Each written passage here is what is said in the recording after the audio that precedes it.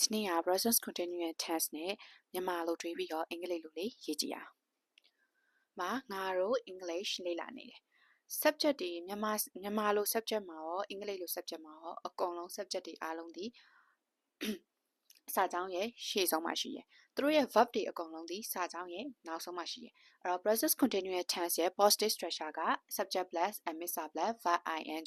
တော့ငါတို့ English လေ့လာနေတယ်အဲ့တော့ငါတို့ဆိုတော့ we amiza verb ing မှာဆိုရင် we ဖြစ်တဲ့အတွက်ကြောင့်မို့ are ကိုသုံးမယ်လေ့လာနေရယ်ဆိုတော့ studying we are studying ဘာကိုလေ့လာနေရလဲဆိုတော့ English လေ့လာနေရ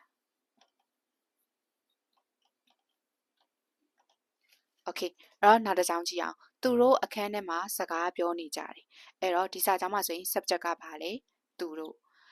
စကားပြောနေကြသည်ကဘာဖြစ်မှာလဲဆိုတော့ verb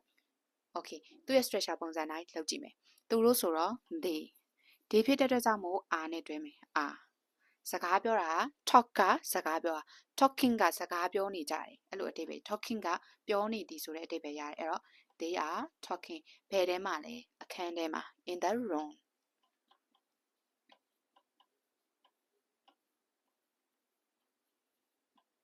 Okay နောက်တစ်ကြောင်းကြည့်ကြည့်အောင်သူမအလုပ်လုပ်နေတယ်အဲ့တော့ဒီမှာဆိုရင် subject ကဘာဖြစ်မလဲသူမ